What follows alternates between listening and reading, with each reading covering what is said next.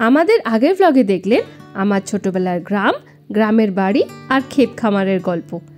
আজকে নিয়ে এসেছি আমার ছোটবেলার শহর চন্দননগরের গল্প।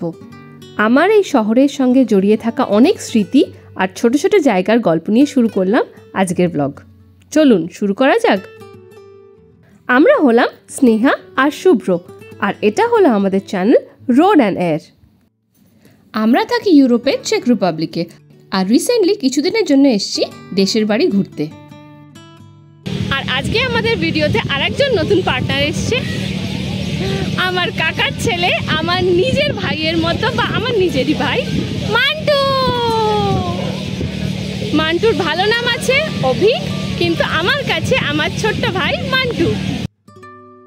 আজ যখন গ্রাম থেকে শহরের দিকে যাত্রা শুরু করলাম, শহরে ঢোকার আগেই প্রথমে পড়লো এই ফ্লাইওভারটা। কিছু বছর আগে যখন এই ফ্লাইওভার তৈরি হয়েছিল, তখন বুঝতে পারছিলাম না যে কোনখানটা দিয়ে ঠিক ফ্লাইওভারটা গেছে।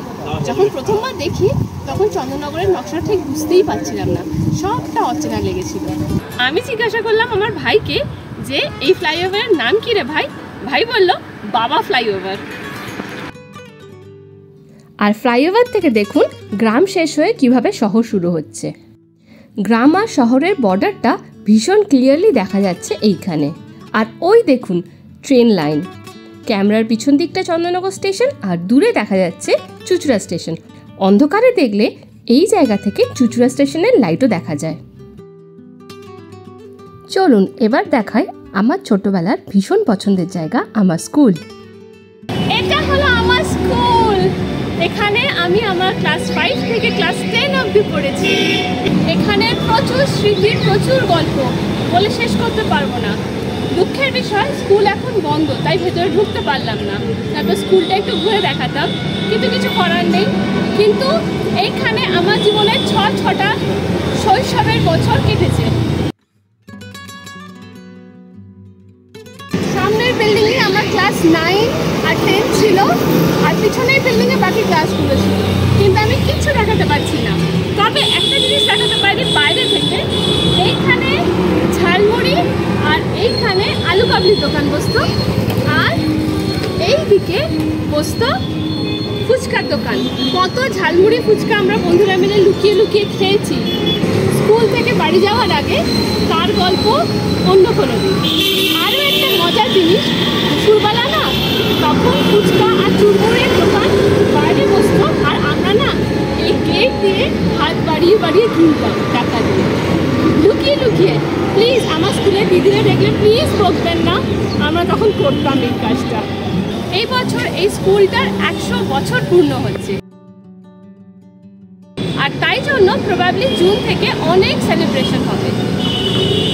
আর এই স্কুলের ঠিক পাশেই এই শহরে খুব বড় একটা দিঘি, তার নাম লাল দিঘি, খুব সুন্দর। আগে যখন আমরা স্কুলে পড়তাম এটা জাস্ট একটা দিঘি ছিল, কিন্তু এখন এই দিঘিটাকে পুরো ডেকোরেট করে একটা সুন্দর হাঁটা চলার জায়গা করা হয়েছে। আর একবার মনে আছে, স্কুলে তখন ক্লাস 5 বা 6-এ পড়ি, লাল দিঘিতে সব মাছ পচে গেছিল। এত তার গন্ধ যে আমাদের স্কুলে ছুটি দেওয়া হয়েছিল। স্কুলে এসে আমরা বাড়ি চলে গেছিলাম, কারণ মাছের গন্ধে প্রাণ অতিষ্ঠ হয়ে গেছিল সবার। আসুন লাল দিঘিটা দেখাই। এই দেখুন লাল দিঘি, আর ওই দূরে আমাদের স্কুল থেকে লাল দিঘি নামার ঘাটটাও দেখা যাচ্ছে। সামনে দাঁড়িয়েছিলাম, আর হঠাৎ করে সুব্রতর সঙ্গে দেখা হলো। সুব্রত আর ওর বাইক প্রথমবার দেখলাম, আর ছোট ছোট ছানাপোনা।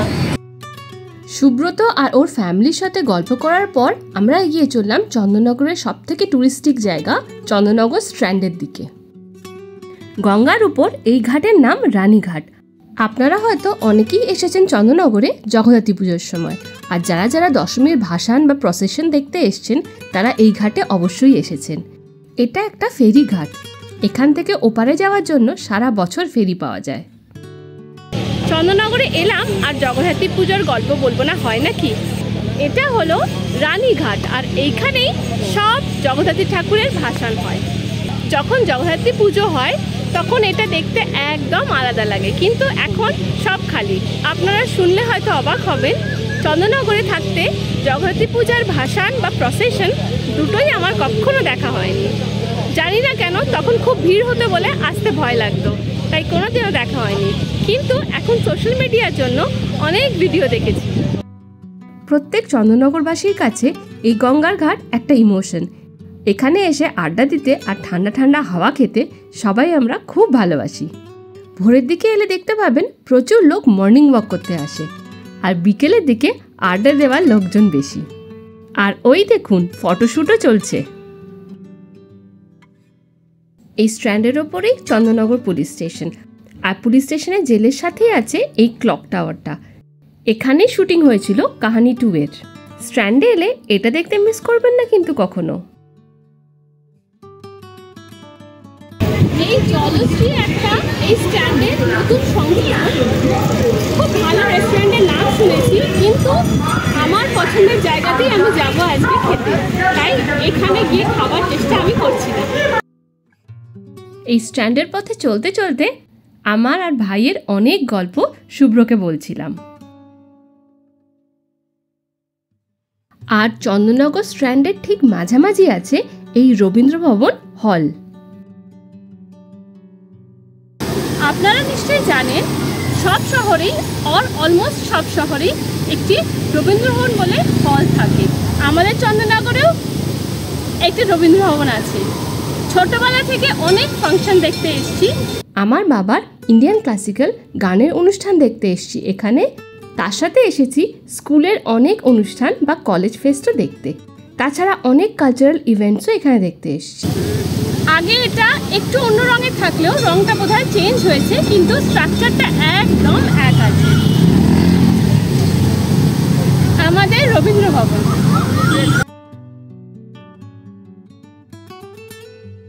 আরেকটু এগোলেই চন্দননগর কলেজ। আপনারা কি জানেন এই কলেজে আরও একটা নাম হলো ডুপ্লে কলেজ। আর এটা হলো আমার আর ভাইয়ের চন্দননগর কলেজ। আমরা দুজনেই এই কলেজে পড়েছি। দুজনেরই অনার্স জুওলজিতে এই কলেজ থেকে। আমি যে বছর পাস আউট হই সেই বছরে ভাই জয়েন করে, তাই আমরা কখনো একসাথে কলেজে যাইনি, কিন্তু আমাদের দুজনেরই কলেজ এই চন্দননগর কলেজ।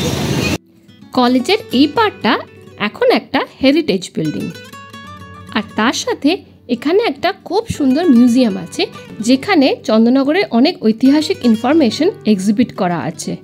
আচ্ছা, আপনারা কি জানেন যে চন্দননগর আগে একটা ফ্রেঞ্চ কলোনি ছিল, আর ফ্রান্সের হাত থেকে চন্দননগর ইন্ডিপেন্ডেন্স পায় 1950-তে। তাই বাকি ভারতবর্ষের থেকে চন্দননগর আরও 3 বছর পর স্বাধীন হয়েছিল। তাই এই বছর চন্দননগর সেলিব্রেট করছে 75th ইন্ডিপেন্ডেন্স ডে। এই কলেজে আমি ছিলাম 2003 থেকে 2006, 3 বছর জুওলজিতে অনার্স করছিলাম। আমাদের সময় জুওলজি ডিপার্টমেন্ট ছিল ওই ওপরের তলাটা। ভাই বলছিল যে ভাই একদম স্ক্রিনে আসতে চাইছে না, সেই ভাই বলছিল যখন আমার পরে ভাই জয়েন করে এই কলেজে, তখন ডিপার্টমেন্টটা নাকি ওই ধারে চলে গেছে। এটা হলো কেমিস্ট্রি ডিপার্টমেন্ট, কিন্তু আমাদের পাশে যখন কেমিস্ট্রি পড়া হতো, এই সামনের রুমটা বিশাল বড় একটা হল। এখানে সবাই এসে একসাথে কেমিস্ট্রিতে পাশে পড়তাম। তাই অনেক বন্ধু যারা এখন দেখছেন আমাদের ভিডিও, তাদের সবাইকে বলছি এইখানে এসে সবার কথা মনে পড়ছে। এই গার্লস হস্টেলটা হলো এই কলেজের নতুন সংযোজন। এটা নাকি বেশ কয়েক বছর আগেই শুরু হয়েছে। আর এই বিল্ডিংটা হলো গেস্ট হাউস। আমরা যখন কলেজে পড়তাম এই বিল্ডিংটা কখনো খুলতে দেখিনি আমরা। আমার সময় এটা কমার্স ডিপার্টমেন্ট ছিল, কিন্তু এখন সবটাই হেরিটেজ বিল্ডিং হয়ে গেছে। আর সামনে এখানে মিউজিয়াম আছে, আর মিউজিয়ামে লাস্ট ইয়ার এসেছিলাম। এখানে আমার এক বন্ধু, এই কলেজেরই বন্ধু, তার কিছু আর্টও আছে, কিন্তু এখন সময় শেষ, তাই মিউজিয়ামটা ঢোকা হলো না।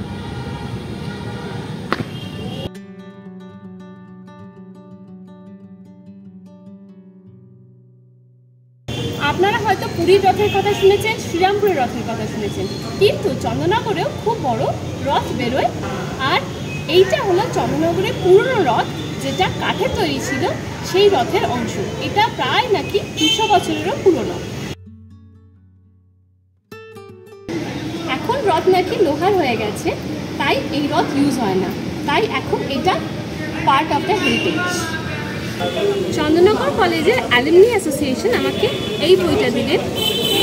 চন্দননগর কলেজ নিয়ে সব গল্প। আমি এটা পড়ার জন্য বের করছি।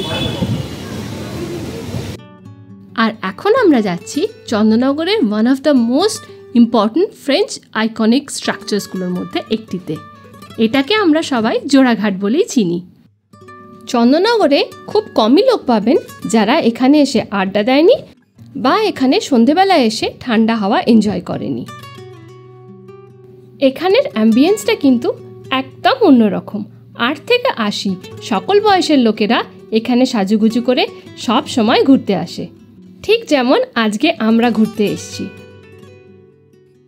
আর ওই দেখুন, বেশ কয়েকটি কলেজের স্টুডেন্ট গান গাইছে গঙ্গার ধারে হাওয়া খেতে খেতে। চন্দননগরে আসবেন আর এই স্ট্যান্ডের এই পার্টটায় আসবেন না, হয় নাকি? এখানে হাওয়া খাওয়ার জন্য সব সময় সবাই আসতে পছন্দ করে, তাই এখানটায় সবসময় প্রচুর ভিড় হয়ে থাকে। বিকালে যখন স্ট্যান্ডে এসেছিলাম তখন নদী দেখা যাচ্ছিল, সূর্যের আলো ছিল বলে, কিন্তু এখন অন্ধকার হয়ে যেতে নদীর ওপারের আলোগুলোই শুধু দেখাতে পাচ্ছি। সেই বিকালবেলা এসেছি, তখন থেকে শুধু ঘুরেই যাচ্ছি, কিচ্ছু খাওয়াও হয়নি, একটু জলও পাইনি। তাই চলুন একটু খাবার দিকে মনোনিবেশ করি। আপনারা যদি কখনো স্ট্যান্ডে আসেন, খাবার জন্য চিন্তা করতে হবে না, এখানে প্রচুর খাবার দোকান। এখন আমরা চন্দননগর স্ট্যান্ড বলতে বুঝি প্রচুর খাবার দাবারের দোকান, লাইন দিয়ে। আমার এখানে বেশ কয়েকটা পছন্দের দোকান আছে, ভাবছি আজকে তার মধ্যে কয়েকটা জায়গায় যাব আর সেই সব দোকানে কি কি স্পেশালিটি সেগুলো আপনাদের জানাবো। চারিদিকে এত নতুন নতুন ফুড স্টলস আর রেস্টুরেন্টস হয়ে গেছে যে আমার কলেজের সময় যে সকল রেস্টুরেন্টস ছিল সেগুলো প্রায় চিনতেই পাচ্ছিলাম না, কিন্তু হঠাৎ করে বনারসি সিংয়ে ফুচকার দোকান দেখতে পেয়ে গেলাম। এটা আমার আর ভাইয়ের দুজনকারই কমন জায়গা ছিল ফুচকা খাবার। টেস্টটা এত বছরে একটুও বদলায়নি, শুধু বদলে গেছে দামটা। আগে ছিল 5 টাকায় 4টে, এখন 10 টাকায় 4টে। খেয়ে কিন্তু দিল খুশ। আর শুধু কি টক জল ফুচকা খেয়ে মন ভরে, একটু দই ফুচকাও তো চাই। ওই দেখুন, শুভ্র কিন্তু ইমপ্রেসড, আর ভাই শুধু এক্সপ্রেশন দিয়েই পালাচ্ছে। কেমন? আর স্ট্র্যান্ডের শেষের দিকে একদম দেখবেন সেক্রেড হার্ট চার্চটা। ক্রিসমাসের সময় ভীষণ সুন্দরভাবে সাজানো থাকে। আর পাশে এটা মেরির মাঠ, বহু স্কুলের অ্যানুয়াল স্পোর্টস বেশিরভাগ সময় এখানেই হতো। আর এই মেরির মাঠের ঠিক পিছনেই আছে বলাইয়ের ফুড স্টল। আশা করি আপনাদের বলতে হবে না ওখানকার ফিশ ফ্রাই কতটা বিখ্যাত। আর আজকে আমাদের সব ঘুরিয়ে দেখার দায়িত্ব হেন্তুর। হেন্তু আমাদের গ্রামেই থাকে। হেন্তু হাই বলো। চলুন এবার মিষ্টি মুখের পালাশাড়ি। চন্দননগরে 3টে বর্গীয় চক খুব বিখ্যাত। জগদ্ধাত্রী পূজা, জয়েন্ট এন্ট্রান্স, যেটা এখন আর নেই, যাই হোক সে কথা বাদ দিলাম। আর তৃতীয় হলো জল ভরা। চন্দননগরে এলে সূর্যমোদাকে জল ভরা না খেলেই নয়, তাই জন্য চলে এসেছি আমরা সূর্যমোদাকে জল ভরা ইউরোপে ফেরত নিয়ে যাওয়ার জন্য। এই দোকান প্রায় 200 বছরেরও বেশি পুরনো, আর এখানেই তৈরি হয়েছিল প্রথম জল ভরা। আগে যার নাম ছিল তালশাঁস। ওখানের বন্ধুদের ডিমান্ড হয়েছে যে সূর্যমোদক থেকে জল ভরা নিয়ে আসতে হবে, তাই চলে এসেছি জল ভরা কিনতে। আসুন। কিন্তু দোকানে ঢুকে একদম কোনটা ছেড়ে কোনটা দেখবো আর কোনটা ছেড়ে কোনটা কিনবো কিছুই বুঝতে পারছি না, এত রকম মিষ্টি। এর মধ্যে অর্ধেক মিষ্টির তো নামই জানি না। শেষকালে ডিসাইড করলাম জল ভরাই নিয়ে যাব, তাই পড়ে থাকা লাস্ট 15টা জল ভরা তুলে নিলাম আমরা। দোকান থেকে আবার বলে দেওয়া হলো যাতে এটা কখনো ফ্রিজে না ঢোকে, তাহলে টেস্ট নাকি কমে যাবে। ভেবেছিলাম গুড়ের জল ভরা নেব, কিন্তু বললেন ইউরোপে নিয়ে গেলে 2-3 দিন বাইরে থাকলে একটু চাপ হতে পারে, তাই চিনি সাদা জল ভরাটাই নিতে বললেন। শুধু প্যাকেটে ভরলে কি মন ভরে, তাই আমরা টেস্ট করে দেখলাম গরম গরম সন্দেশ। আজকাল আবার বেকড মিষ্টির ভীষণ ট্রেন্ড দেখেছি, তাই এইটা গরম গরম তৈরি হতে ভাবলাম কিনে দেখি। আর এই দেখুন আমাদের আজকের খাজানা। সূর্যমোদক থেকে মিষ্টি কিনলাম, আর হেন্তুই বা বাদ যায় কেন, তাই হেন্তুও খাচ্ছে এখন আমাদের সাথে মিষ্টি।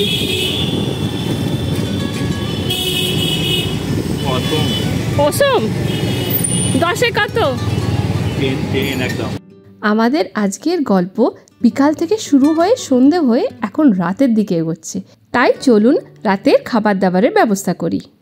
তাই স্ট্যান্ড থেকে বেরিয়ে চলে এলাম বাগবাজারের মোড়ে। আর কোথায় এসছি দাঁড়ান বলছি। ঘুরতে ঘুরতে আমরা বেশ ক্লান্ত হয়ে গেছি, তার মধ্যে প্রচণ্ড গরম, তাই আর বেশি খাওয়া দাওয়া বাইরে না করে আমরা লক্ষ্মীতে এসেছি। চন্দননগরে যারা থাকেন সবাই জানেন লক্ষ্মীর কথা। লক্ষ্মীতে এসে আমরা মিক্স চাউমিন নিচ্ছি না চিকেন চাউমিন নিচ্ছি ভাই? চিকেন চাউমিন নিচ্ছি, বাড়িতে নিয়ে গিয়ে সবাই মিলে খাবো। আমরা যদিও চাউমিন নিচ্ছি, কিন্তু এখানকার কাটলেট, ফিশ ফ্রাই, পকোড়া আর মোগলাই পরোটা সব কিছুই ভীষণ পপুলার। মোগলাই ভাজার গন্ধটার লেভেলটাই আলাদা। মন করছিল চাউমিনের সাথে মোগলাইও খাই, কিন্তু পেটে তো জায়গা নেই। দাঁড়ান, যতক্ষণ আমাদের চাউমিন তৈরি হচ্ছে একটা অন্য গল্প বলি এই বাগবাজার মোড়ের। না না, এই ফুচকাওয়ালার কোনো গল্প নয়, গল্পটা হলো আমার ছোটবেলার বেস্ট ফ্রেন্ডের গল্প। ছোটবেলায় যখন স্কুল থেকে ফিরতাম, আমাদের তো ফোন ছিল না, তখন আমার ছোটবেলার প্রিয় বন্ধু যখন আসতো, মীনাক্ষী স্কুল থেকে বাড়ি ফিরত, ও রিক্সা করে ফিরতো অনেক সময়। তো ও আসতো লেফট সাইডের জিটি রোডের মেন জিটি রোড দিয়ে ধরে আসতো, আর আমি আসতাম গলি দিয়ে ভেতর দিয়ে, যেহেতু আমি সাইকেল চালিয়ে আসতাম। আর এখান থেকে দুজনে মিলে কমন যেতাম। তাহলে কি করে বুঝবো আমাদের মধ্যে কে আগে এসছে? তো নিয়ম ছিল মীনাক্ষী ওর জলের বোতলটা এখানে ঢেলে দিত। ঢেলে দিলে কি হবে, আমি দেখে বুঝে যাবো যে মীনাক্ষী রিক্সা এগিয়ে গেছে, তাহলে আমি জোর জোর চালিয়ে রিক্সা ধরবো। আর যদি দেখতাম জল নেই, তাহলে এখানে ওয়েট করতাম। কিন্তু এবার ভেবে দেখুন, বৃষ্টি হলে কি অবস্থা হতো। এখনও মীনাক্ষীর সঙ্গে দেখা হলে এই গল্পটা নিয়ে ভীষণ হাসাহাসি করি আমরা। আর এই দিকে খুশি খুশি আমরা চিকেন চাউমিন নিয়ে বাড়ি চললাম। আর এই দেখুন, রামনবমীর প্রসেশন বেরিয়েছে। জগদ্ধাত্রী পুজোর প্রসেশন না দেখাতে পারলেও আমার এই ব্লগে রামনবমীর প্রসেশন রইল। তাহলে বলুন কেমন লাগলো আজকে আমাদের এই ব্লগ। যদি ভালো লাগে তাহলে please like, comment and share করবেন, আর সাবস্ক্রাইব করতে ভুলবেন না আমাদের চ্যানেল রোড অ্যান্ড এয়ার। আজ তাহলে এতটুকুনি, আজ আসি।